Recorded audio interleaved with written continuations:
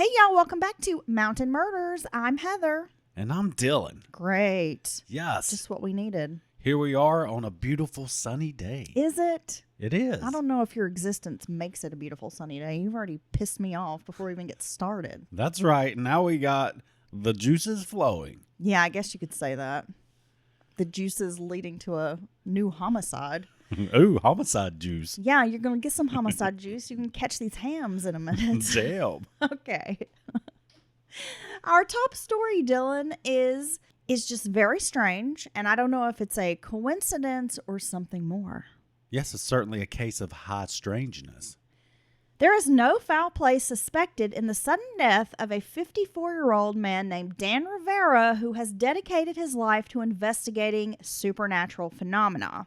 Now, this paranormal investigator died just hours after wrapping up a sold-out event featuring the infamous Annabelle doll in Gettysburg, Pennsylvania. And as we all know, the Annabelle doll is purportedly cursed. Would you go on tour with the Annabelle doll and drive all over the place, go all over the place and show it to people? Well, not after this. Yeah, I know, right?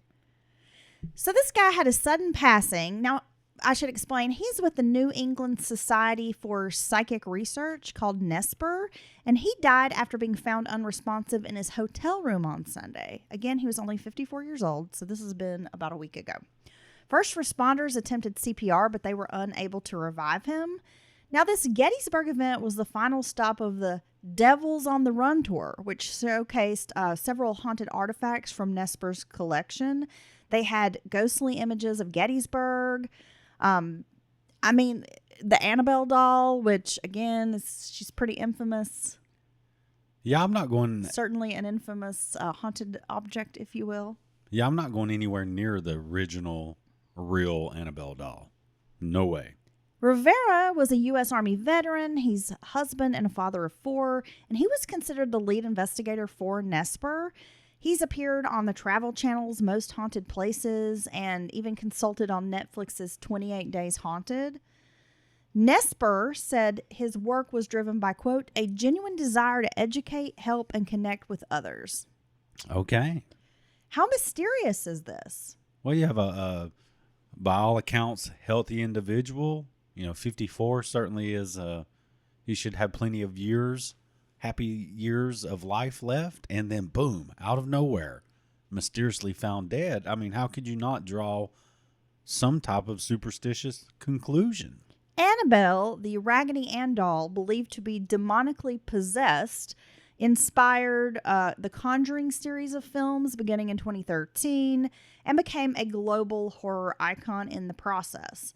Now, if you're not familiar with the origin story of Annabelle, now this is supposedly the real story, Dylan. In 1970, a Connecticut nurse reported that the doll moved on its own, left disturbing notes, and physically assaulted her friend. Wait, the doll was writing notes? Yes. Now, at the time, a psychic claimed that the spirit of a 7-year-old child named Annabelle Higgins was trapped inside the doll. Oh, okay. But Ed and Lorraine Warren didn't buy the story. As we know, Ed and Lorraine Warren were, I guess you could say, in some circles, celebrated paranormal investigators. And demonologists. Demonologists. A lot of people think they're full of shit. So you kind of have this split in the community of, are they for real or are they just shisty? Well, and swindlers. I think that they're one of the more famous pairs of this type of individual with a reputation. You either love them or you think they're just total frauds, right?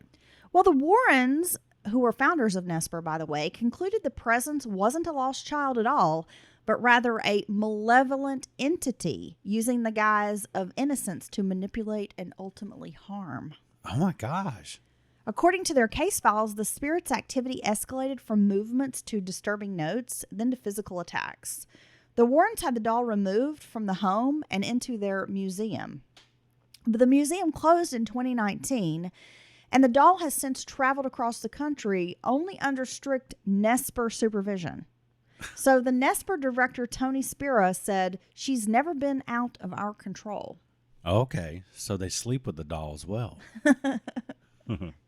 I don't want to sleep with this doll. No, I'm not going anywhere near it. And so they're selling out places, touring these cursed objects, if you will. Now, according to friends, Rivera cared for Lorraine Warren towards the end of her life. And Ryan Buell, Paranormal State's kind of leader, if you ever watched that show back in the day, the Paranormal State. They were at Penn State. They were investigators. Did you watch it? People. I sure did. Yeah, you like all those. I was sure into it. He posted a tribute online saying that when he finally got clean and sober, that Dan believed in him and wanted him to come back. And, you know, while he was struggling to believe in himself, that Dan believed in him and really kind of gave him the confidence to turn his life around and, I guess, gain that self-confidence that he had lost along the way. So he helped him at a very pivotal moment in his life, right? Now, like I said, officials say Rivera's death is not considered suspicious. The Adams County coroner confirmed there were no signs of foul play. An autopsy is pending, which is standard for deaths outside a hospital, allegedly, in this area. Nesper said the tour is going to continue in his honor. Oh, wow. So the show must go on. That's what he would have wanted. Annabelle must be presented. He would have wanted us to continue to make a lot of money without him. We know a lot of folks were attributing the jailbreak in New Orleans to the fact that Annabelle had been there, or was there around that same time on tour, and that the curse causes these, I guess, unexplainable bad events. So you're telling me this demonic doll caused 14 dumbasses to break out of the New Orleans jail? Dude, she's full of bad juju, okay? She's got bad vibes. You're not inviting her to the party. These guys were she's going to ruin it. Insanely smart criminals. They would go hide like 3 blocks away from the jail and stuff like that. Go hang out in the French Quarter. I mean, they'll never look here for me. I'm going to go to my last known address. They'll never check that. Dylan, moving along, I have a story that is going to blow your mind. Okay. That's not hard to do. A summer associate, like an intern at a big law firm in Manhattan called Sidley Austin, began biting colleagues and roaring at them on her first day. Damn. And by the time she was canned, her body count had reached double digits. Biting and roaring? Yeah. Do the roar. Do the roar. Someone said the bites were not in an aggressive, we're beefing way, but rather a faux, quirky, manic pixie dream girl crossed with the Donner Party vibe. Ooh, okay. So I don't know if she's flirting. I don't know if she's hungry. I don't really know what's going on here. Look, the judge just wants the tooth, the whole tooth, and nothing but the tooth, Dylan. So she's just kind of nibbling on people and roaring. Yeah. I'd be like, wow. A quote is, though I've seen pics of the results post Big Law Biter, and nibble is probably too tame a word to use. It is unclear why so many people let this go before reporting the Big Law Biter. But the rumor is she's otherwise personable, and there was some reluctance to elevate the matter. Oh, wow. Besides her biting me, she was a pretty cool chick. Now, a jaw-dropping account of this chomping spree was posted to X and said that the girl sank her teeth into 10 colleagues, including other summer interns, associates, and even an HR rep at the firm's 7th Avenue offices. Now, I have to say, I think she's taking this opportunity as an intern to leave an impression with the company, right? A dental impressions. No, now, nobody. Can you believe on the first day of work you're going to go around biting people? Like, what is happening? 10 plus people, not just one.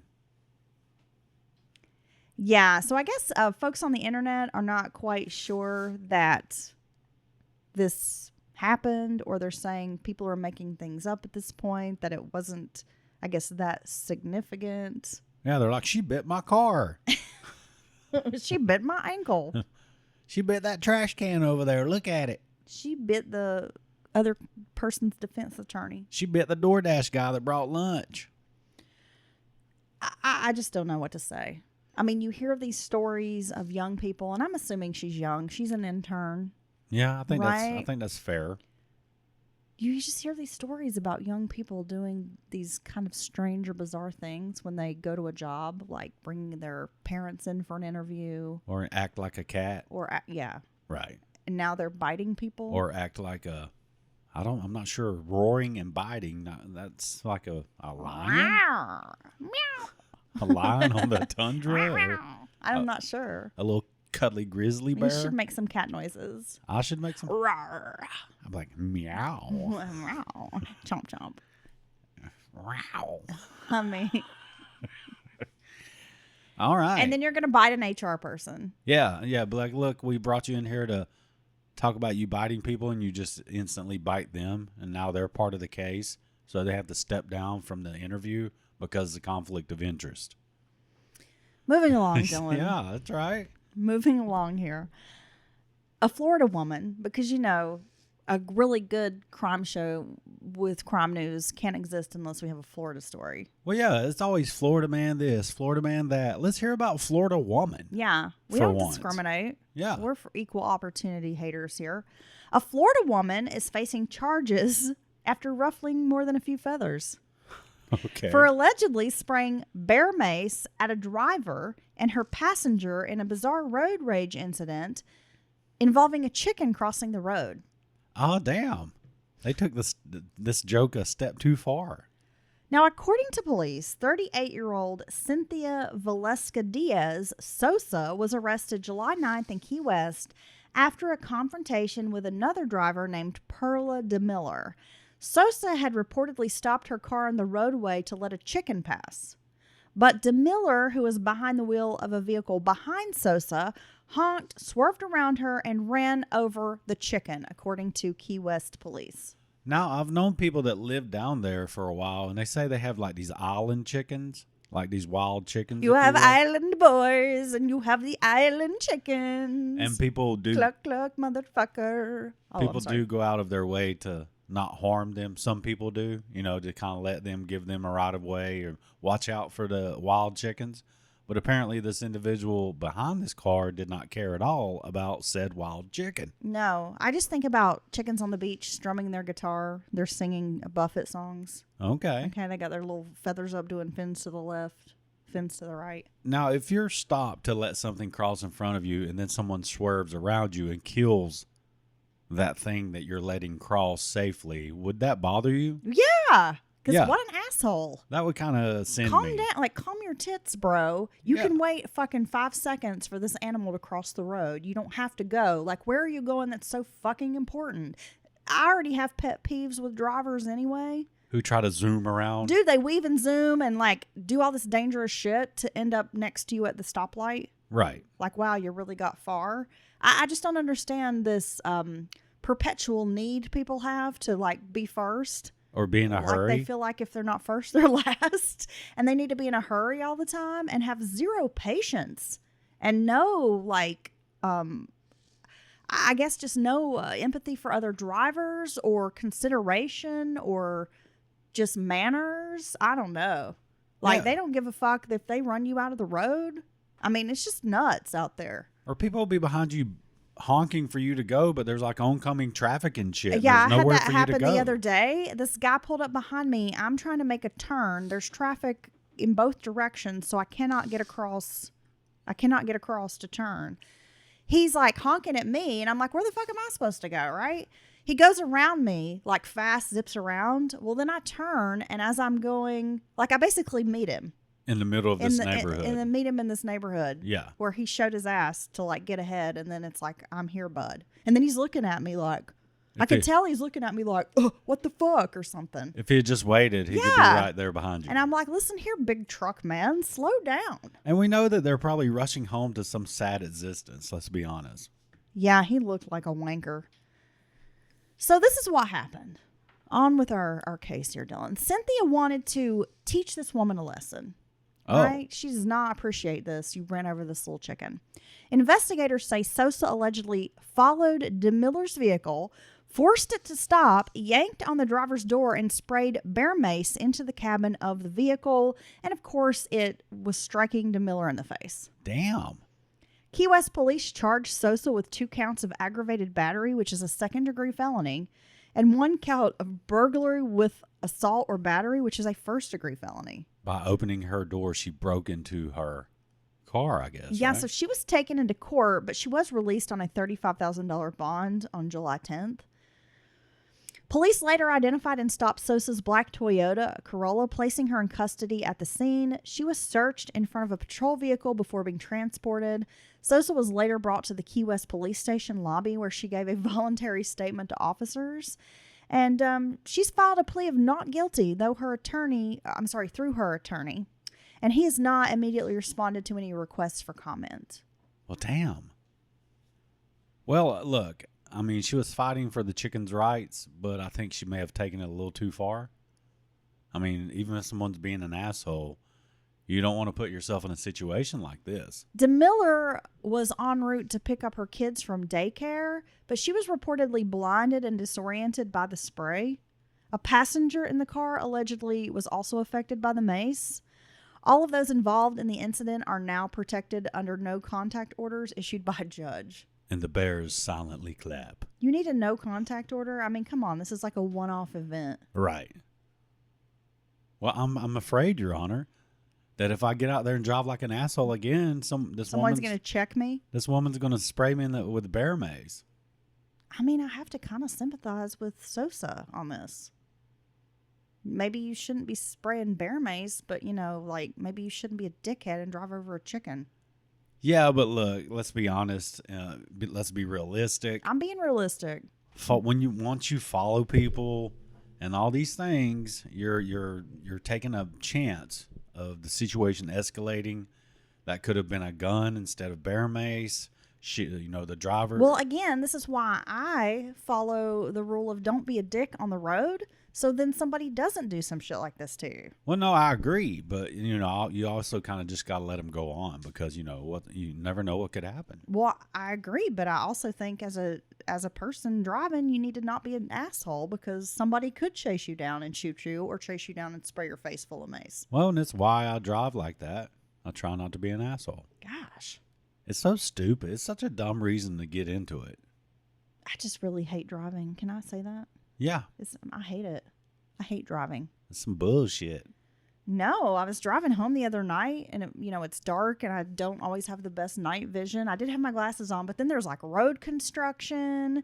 All the lanes are closing. There's all these like tractor trailer trucks. Nobody wants to let you get over where the road work is. Oh my gosh. I was just like, ugh, I hate this. If I was rich, that's something I would have as a driver. A driver? Yeah. Yeah. I would be fine if I never had to drive again. My great grandma never had her license and never drove a car. Damn. And she died when she was like 90 and like never had a vehicle or, drove anywhere. Granny was always getting rides. Yeah, she was. And I just think I relate to Granny nowadays. She had it figured out.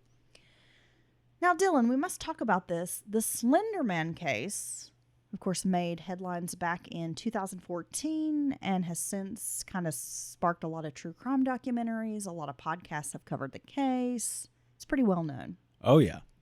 Well, after years of spending time in a mental health center, a Wisconsin woman who was involved in the Slender Man stabbing case is going to be released. A judge has ruled after several months of deliberations, and this is according to the Associated Press. 22-year-old Morgan Geyser confessed in 2017 to stabbing her friend Peyton Leutner when Geyser was just 12 years old as part of this disturbing plan she and her co-defendant Anissa Weir devised to appease, quote, Slender Man, who's this fictional internet character. As part of the plea deal, Geyser was committed to a psychiatric institution where she spent 8 years, but on Thursday, a judge approved her conditional release. Now, this decision follows a lengthy legal process that included expert testimony, prosecutors' objections, and a judicial review of Geyser's mental health status. Now, in January, mental health professionals testified in favor of her release, which the judge initially approved. However, in April, Leutner's mother voiced concerns over Geyser's potentially being placed in some kind of group home that was only 8 miles from their house. Oh. And so the mother was not okay with this. Her mother? The victim's mother. The victim's mother? Yeah. Well, yeah, I think you have to respect that. I mean, that would bother me, I would think. You wouldn't want someone placed in a group home a couple miles from your home? The person who had killed your daughter? Yeah, I don't think I'd want that either. No, and this was kind of a tricky case because I think it was obvious that she was indeed, after all the facts came out, she was indeed in the midst of untreated mental illness as a young person, which is very tricky. But it still is kind of a big deal. I mean, you killed someone, and you don't get excused across the board. I mean, I don't know what else to say about it. Well, no, I absolutely agree. I mean, a young girl lost her life here. Yeah. And it was premeditated. Right. Because Geyser and Weir, like, lured this young girl out into the woods, their friend, and stabbed her 19 times. All three of them were 12 years old when this happened. Now, they told authorities that they felt like they had to kill Leutner to become Slenderman's proxies or servants and to protect their families from him. But this poor girl, Leutner, was left dead. Oh, but she did miraculously survive the attack. I forgot. I thought she passed away. I thought she had maybe survived, but, I wasn't sure. She did. Okay, so I don't know why I thought she had passed away from this attack. But she stabbed 19 times. Yeah, so she was able to crawl to the woods and was found. And these young women did plead guilty to attempted first-degree intentional homicide. But Geyser is claiming that she was not responsible due to her mental illness. Now, she was sentenced to 40 years of state mental health supervision in 2018. But then, here we go. She's going to be released. Yeah, like I said, it's kind of a tricky situation, and I do think they have to respect the family's feelings about her being very close to their home for any reason, right? Weir was also sentenced to 25 years in a mental hospital, but in 2021, she was released. But there were some stipulations, like she had to live with her father and also wear a GPS monitor. Right. Yeah. That no one's going to look at the data until after the fact if you hurt someone else. I've never understood this Slender Man thing. Like, the first time I heard it, I was like, what the fuck? So it's some kind of fictional character that appeared online in 2009? Yes, I would say that the Slender Man is what kind of elevated the creepypastas, which were basically like, scary stories and fan fiction of sorts. And the Slender Man kind of grew out of that, if I'm not mistaken, and kind of elevated that type of thing. And, there for a minute, it was kind of a big deal online. You'd hear things about the Slender Man and this and that.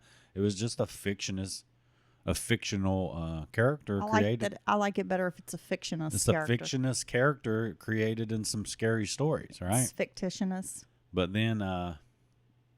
some young people, obviously, they weren't the only ones to kind of take that too far, right? There was a lot of, they might have done the most violent thing under the guise of serving Slender Man, but there were other weird stories that came out of that as well. After the Slender Man thing, I remember something about a siren head. Do you remember this? Was some other internet wonder? A siren head? Yeah. I don't know if I remember that one. Okay. Well, it was kind of like after Slender Man. And it was this very strange, tall creature, but it had like a big siren head. Oh. Like, yeah. Like a wee-woo siren? Yeah, like it's gonna let you know if there's an emergency. Wee-woo. Yeah. Okay. So you know it's an air raid and you need to hit the ground. Now, if I'm not mistaken, I believe your boys just got resentenced, the Menendez brothers. Oh, did they? Yeah, and I think they're actually... eligible for parole now. You think they are, or you know they are? I'm pretty sure. Okay. Now, is this for real, or is this just something you learned about on the fake internet and you haven't confirmed it? You Googleize it while I'm still thinking about it. I'm not going to take the time to do that. Actually, that's your job. Okay. To be a host on this podcast, Dylan. Well, you tell us about something. Now, moving along, this story appeared over the past few days, and a lot of people are talking about it. And that is this terrifying security video that shows a woman fleeing an alleged kidnapper in a parking lot. And of course, this is in Florida. Oh my gosh. The St. Johns County Sheriff's Office posted this 30-second video on Facebook. And this was on Tuesday. I will be able to speak today. Tuesday, July 15th. So it's been a little bit ago. Showing a man dragging this woman by the neck and trying to force her into a pickup truck as she pleads for help. And the video is very graphic. She's fighting like hell against this guy. After the man gets the truck door open, this woman is screaming. She's struggling. She's trying to fight this guy off. I mean, it's something to watch. Damn, fighting for her life. Dude, eventually she manages to break free, and the man is seen chasing after her before the video ends. Now, deputies were called out to the scene around 3:30 p.m. on Sunday, June 29th, after a 911 caller reported that a man was attempting to force a woman inside a vehicle in the parking lot of this business in St. Augustine. The male suspect had committed a robbery inside the business, then forcibly removed this female employee from the store, dragged her outside, and then began to try to push her into the vehicle. So this woman, I mean, like I said, she's fighting. She's trying to get attention from other people, like get some help. She does attract the attention of a nearby citizen who came to her aid, and that person did call the sheriff's office as the suspect abandoned this kidnap attempt and fled. Damn, that's terrifying. But he has been identified as Theodore Michael Tundador, and he was actually captured by Florida Fish and Wildlife officers after being seen driving recklessly near a Marineland dolphin adventure, which was along a state road. Okay. It's frightening, dude. No, I mean, it's horrifying to even think about that something like this really happened. You know, could you imagine witnessing this out in public? I would render aid. Yeah, well, the sheriff's office said that the victim in the situation did everything right. She was screaming, yelling, fighting, trying to attract attention. Yes. So she really, I mean, probably really saved herself. Well, look at the statistics. If they get you in the vehicle and move you to another area from the original scene of them attacking you, very unlikely that you're going to come out, end up unharmed or even alive. So frightening. Anytime I see these videos of a kidnapping or an attempted kidnapping. Yeah. Where somebody tries to snatch up a kid or even an adult. I mean, it's pretty freaky. No, it's horrible. Because you know, in your brain, you're like, I'm going to fight this person off. But in the moment, you know, whatever you've built up in your head that you're going to do, you may not be able to do it. You know what I'm saying? Like, well, it's like Mike Tyson said once famously, everybody has a plan till they get punched in the face, right? Yeah. And in the heat of the moment, that you really don't know. I would never freeze up or this or that, or I would do X, Y, Z. All that goes out the window when it goes down. Don't you mean Mike Tyson said, everybody has a plan till they get punched in the face? Yeah, that's more like now it. Kiss. Now, you would be a fighter. I'm pretty sure of that. If someone jumped out and tried to grab you, what do you think? Well, yeah, but I also think, you know, when you're attacked or grabbed, someone's got your hair pulling you. I mean, you can try to fight back, but until you're in that situation, you just don't know like how you're going to react. Right. Or what moves you're going to use to try to free yourself. Okay, you're going to do a Judy chop? Maybe, if I have to. So your boys, this is a bit of old news, but the two are the Menendez brothers. The two are now eligible for parole after they were resentenced in May to 50 years to life in prison instead of life without parole. So I think they are certainly quite possibly on their way out of prison. And I still think that that's okay. That's okay. I don't think they're going to harm anyone. I think that was a very specific situation they were involved in there with their parents, and it was horrible what they did. Obviously, there was other ways out of that, but they've also spent quite a bit of time in jail compared to many murderers out there who, you know. So well, and I feel like the defense or the jury, I don't know what was allowed at the trial. And they were pretty dismissive of these abuse claims. And I don't feel like they necessarily got a fair trial. No. If their trial had happened in the 2020s instead of when it did, would have been much more sympathetic to their plight. Yeah. Either they wouldn't child abuse and sexual assault and stuff. They would have been found maybe not guilty, but I doubt they would have got life with no parole. Yeah, I mean, look at fucking Gypsy Rose. Well, there you go. She was abused and served hardly anything. But then the guy who she manipulated is in prison for life. Yeah, Makes no sense, right? that doesn't really add up. Now, Dylan, I find this story equally disturbing as the others we've discussed today. Oh, And that is the case of 48-year-old Sunshine Stewart, a paddleboarder who was just out solo paddleboarding in a pond. It was described as a pond, but maybe it's like a little lake. I'm not really sure. Went missing, and then they found her deceased. and now that's something that a lot of people do alone, paddleboard and kayak, just for the kind of the solitude, right, and connection with nature. So this is very scary. So the body of 48-year-old Stewart was found on July 3rd at a pond in Union, Maine. It's called Crawford Pond. And a 17-year-old male from Maine has been arrested in connection with this homicide. They are saying she died from strangulation and blunt force trauma. Damn. Yeah. Now, the juvenile was taken into custody and was transported to a youth development center in South Portland.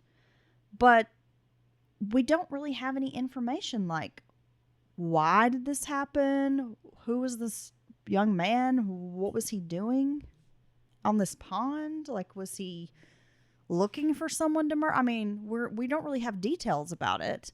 And that's what makes it even, I guess, more troubling. Well, yeah, I think To we not really know, like, why this happened. I think it may be a case of Opportunity. a killer starting out or testing the waters. Could be very possible, right? Well, yeah, because I'm like, are you there recreating? Because if you're there recreating with like your family or friends, what compels you to see this woman paddleboarding and you decide, you know what, I'm going to kill her? Right. It's very troubling. In a violent way, a very violent way. Yes. Right? This can't be any kind of an accident or anything like that. Well, and to be so young. Right. I mean, 17, and this is the kind of thing you're doing. It's pretty frightening. Definitely. I'm glad they found the guy. Yeah, and you've said you don't think there'll be many more in the future prolific serial killers who kill, just tons of victims and get away with it because just the nature of investigation and forensics and the cameras everywhere and they can track your car. You know what I mean? It's really... Yeah, I feel like it's really tough. You got to put forth a lot of effort now to be a serial killer. Yeah, if you just leave your house right now, no matter where you live, in some cities and areas more so than others, but if you just leave your home between the Ring cameras and private homes and businesses and ATMs and all that stuff, and sometimes at intersections, whatever, they can put a pretty good map of where you went to and from together. Yeah, and what I find really interesting about that is I believe we maybe shared some of this information on our pod recently, but one of our neighbors sat on a jury for a murder case, and he explained the evidence, and it was like, first of all, the murderer, the alleged killer, pulled into this parking lot, shot this guy, and maybe didn't realize there were cameras everywhere, but they got a good view of him, and then were able to follow him to different, like a convenience store, Right. and kind of around town just with business cameras. Yeah. Like, again, a gas station or somebody's Ring camera, and could basically just map out the trail of this killer up until he's disposing of the body, and there's a trail cam taking pictures of him. So, Yeah. I mean, in this day and age, it is really hard to escape Big Brother. And then you throw in some cell phone data or something like that, or data on your car. A lot of cars, smart, how it's kind of smart cars. They can tell exactly where you've been. And now, even if you take and turn yourself, go dark, if you will, that's suspicious to investigators. If you always have your phone and always on social media and always you have a pattern, you create almost a fingerprint of your online usage and being tracked.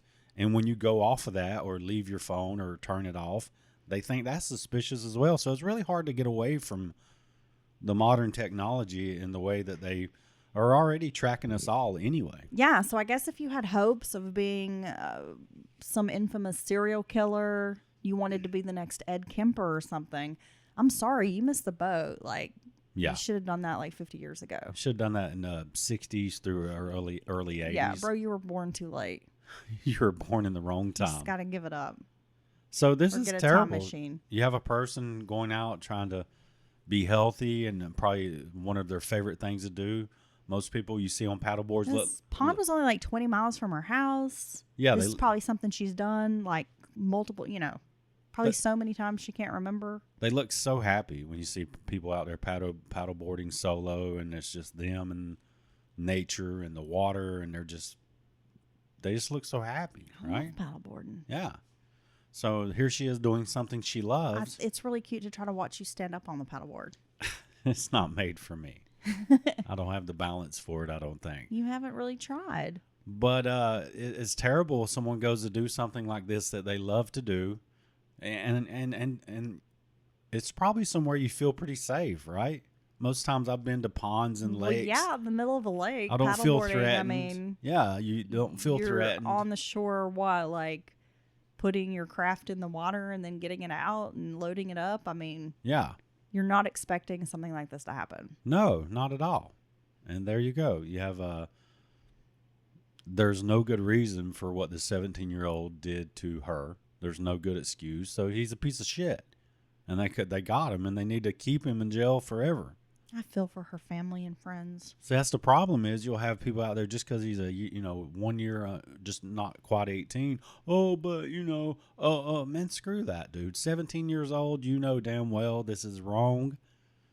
This is a horrendous, monstrous thing you did, and you should pay for that. And this is the type of thing I don't think you change if you just can kill someone like this for no reason. No. I think something's wrong with you. I think you're probably right. That's never going to be fixed or rehabilitated. There's some listener out there who's murdered somebody that's like, that's not true, Dylan. I murdered that person 20 years ago, and I have not done it since. I've not done it since, and I am a CEO of my company. Good for you. Yeah. Now, don't get caught on a kiss cam. No. Dylan, this is a story that is really going to break your heart because it involves karaoke. Oh, my God. A man was arrested after police say he shot dead a karaoke singer at an Ohio bar as the victim broke out in a duet with the suspect's ex-wife. Damn. Okay. So the ex-wife has moved on to this new man who is like a karaoke superstar. Oh, really? Yeah, allegedly, like he was pretty well known in this town for being, popular, hit up the karaoke bars. But he thinks he's something special because he can kind of sing good at the karaoke's. Now, Richard Lindgren, 59, was arrested in South Carolina after a nationwide warrant was issued for him in connection with the death of Benjamin Hawk, 42. This is according to the Licking County Sheriff's Office. I did not know there was a Licking County, so that's something new. Shortly before midnight on Friday, police responded to a report of a shooting at Louis' Corner House in Buckeye Lake, which is about a 35-minute drive east of Columbus. Sheriff's deputies found a man, later identified as Hawk, with a gunshot wound.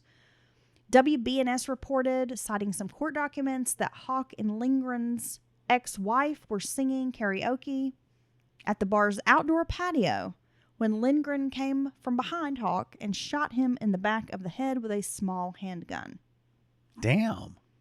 The bar owner, Debbie Williamson, told the Columbus Dispatch that it was a very traumatizing event and that nothing like that had happened in the 50 years that her family had owned this bar. That's horrible. What a jealous little bitch.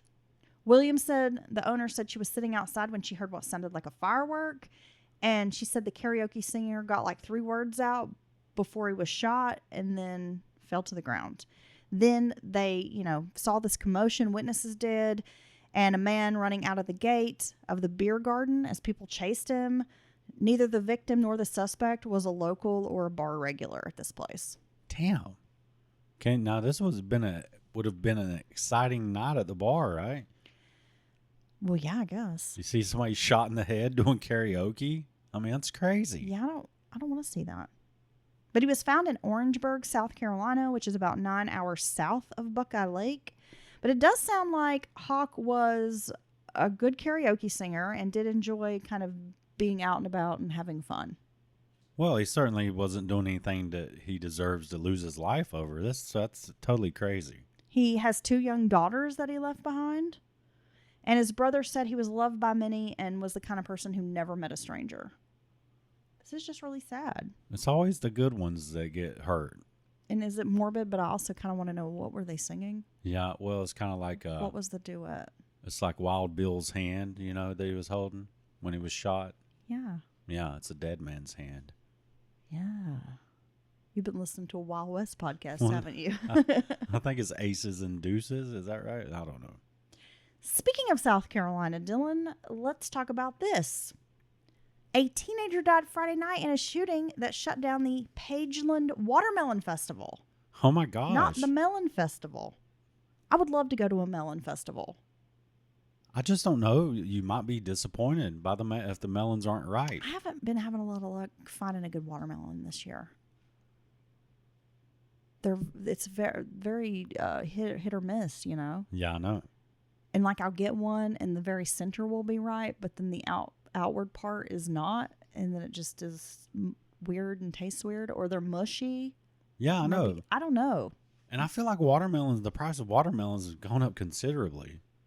Yeah, I remember back when you could get a watermelon for like $1.50 at Yeah, the produce stand. $2. Now it's like, here is $8 for a watermelon. Well, people would buy 3 or 4, and go to like a barbecue or something, just have all more watermelon than anyone can eat. And now, people bring half a watermelon. My favorite papaw would buy a watermelon and he'd call us and be like, y'all should come down.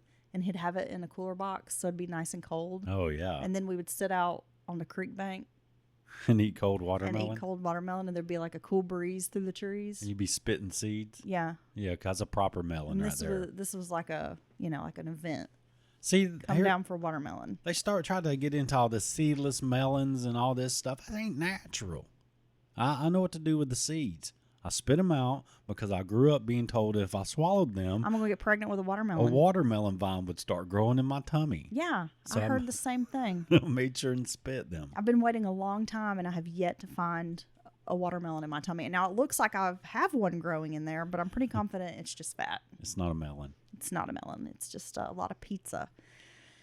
The Pageland Police Department said in a statement that the victim was 17 years old, but they didn't really provide any additional details. SLED, which is the South Carolina Law Enforcement Division, is leading the investigation into the shooting. I mean, you can't even have fun, man. This is a multi-day festival that's been held since 1951.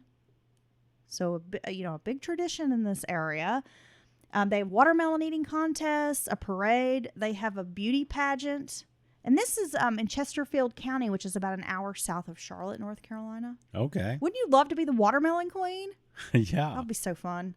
The town announced on its Facebook page that the rest of the festival was canceled in the wake of the shooting. I mean, why has somebody always got to go ruin everything?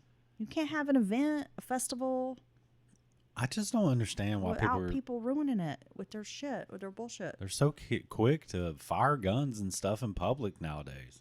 It's crazy. Well, Dylan, that has been some of the crime news.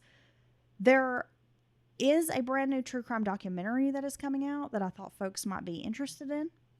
And it is an HBO docuseries on the yogurt shop murders. Oh. It's being directed by Margaret Brown and is set to debut Sunday, August 3rd on HBO. It'll be available to stream on HBO Max. This is a A24, I guess, production, which they do a lot of those groovy movies that we like. Yeah, they do. Pearl and Maxine. They do a lot of the creepy modern horror stories. The one about the arm. The weird, very weird stories. You Talk to Me. The arm movie. Yeah, that's a very strange movie. So in 1991, if you're not familiar with the yogurt shop, it's a pretty big case. A lot of podcasts have covered it. And actually, I recently listened to Generation Y's coverage of the case and learned a lot about it. In 91, 4 teenage girls were brutally murdered inside a frozen yogurt shop in Austin, Texas.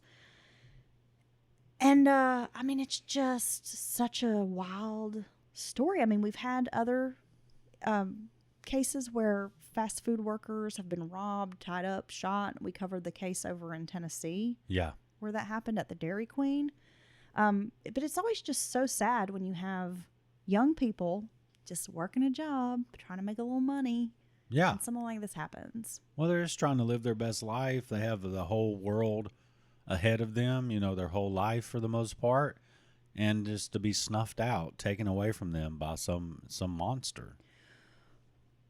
Well, at the time, 4 teenage boys were brought in for questioning, and all 4 were arrested. And when the police obtained confessions of rape and murder from 2 of the young men, they were indicted for murder in the first degree. They had these written confessions, which led to convictions. But then new DNA evidence came to light, and the 2 men were released on bond, having both served over 9 years. The charges were eventually dropped, but the men still live in a state of presumed guilt by many, despite absolutely no physical evidence tying them to the murder scene. And as you can imagine, the victims' families are struggling. They have this ongoing trauma. There's no resolution in the case. And then also these young men have kind of had their lives upended. Yeah, it seems for nothing. If you've been accused and let alone convicted, no matter what else comes out, to exonerate you, it seems like this. Some people just never let it go. The idea that you were the person that did that thing, and that's terrible. It really ruins someone's life. Yeah, these 4 young girls were found in the yogurt shop's rubble because the store had been set on fire after they were killed. And so it's quite a scene, and someone went to steps to, pretty great steps to try to cover up these murders. Right. Very sad, but could make for an interesting watch if you're unfamiliar with that case, or if you are familiar with the case. Yeah, I think I will check it out. One more thing that I thought I would mention, Dylan, because I've always found this missing persons case to be really fascinating, and there's been a lot of twists and turns over the years. And that is the case of Amy Bradley, who went missing from a cruise ship 27 years ago. Damn. We covered Amy's story on Patreon. It's been some years back. But yeah, I mean, she's seen on the cruise ship partying at the club, like having a good time. And then the next thing, her parents know she's gone. The ship was docking in Curacao. So people were like, disembarking from the ship to go hang out. And she's never seen again. So her parents don't know if she fell overboard, but they believe that she was the victim of human trafficking. And over the years, there have been witnesses who've come forward and said they've seen her, or they think they've seen her. Oh my God. Like around the Caribbean, and that she was obviously being trafficked. To think that your loved one's missing like that, and you just don't know what happened, but then to also think maybe they've been human trafficked and they're just being, living this horrible life and being abused over and over again. What a terrible, terrible thought. Well, a new documentary called Amy Bradley is Missing is going to examine the mysterious disappearance of Amy. And it's been 27 years since she disappeared, but her father still makes sure to keep her car washed and waxed and filled up with gas, just waiting for her to return. Oh my gosh. Her parents have her room exactly the way it was. The bag that she took on the cruise is still sitting in her room. You can still see the exact chain she was carrying, all of her belongings. Her photos are everywhere. The filmmaker described it as like you get a real sense that she's still alive in the house. Like her parents are really trying to keep this hope alive that their daughter's okay. And the Bradleys strongly believe that she could still be alive and the victim of international sex trafficking. And so this new Netflix documentary, Amy Bradley is Missing, they're really hoping that anyone with leads might come forward, because some people, as I mentioned, have claimed to have seen Bradley over the years, and they share the different accounts in the film. I can't imagine this poor family, and I know they've spent tons of money on private investigators and have been conned. I mean, it's a lot like what happened with poor Natalie Holloway's parents. Yeah. Yeah, and it's obvious that this family's like kind of stuck in that moment all these years later. Yeah. It's really sad. But it is really interesting. And, for a long time, I mean, the cruise ship, Rhapsody of the Seas, I guess is the name of the cruise ship. I think it was a Royal Caribbean cruise. It was an international cruise. Have really tried to push this narrative that she fell overboard. Oh, okay. But there have been like some sketchy characters. There was a guy who I think was a DJ that had been paying her a lot of attention.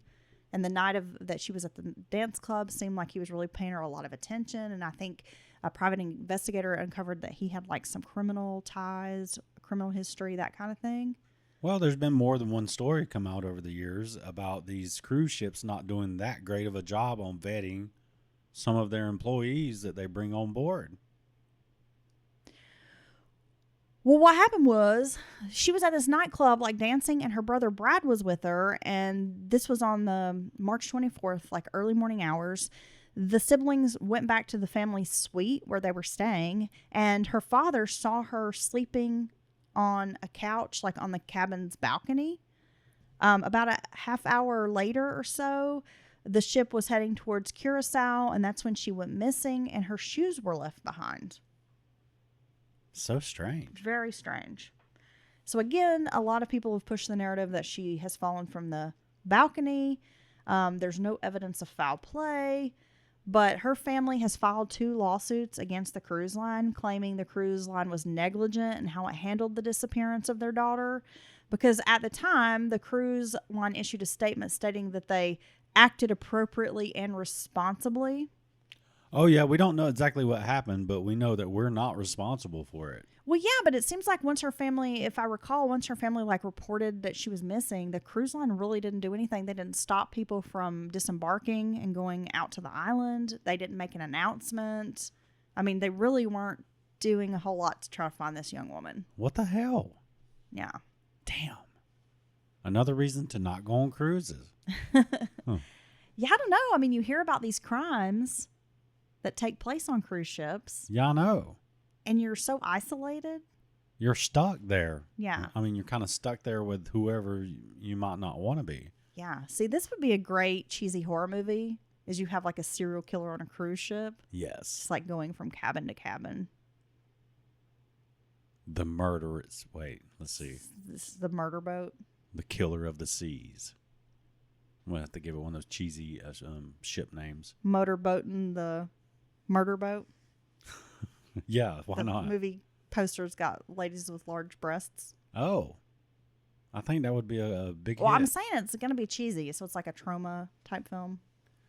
Maybe not that cheesy. No, I want it to be that cheesy. Because those are pretty rough. They're great.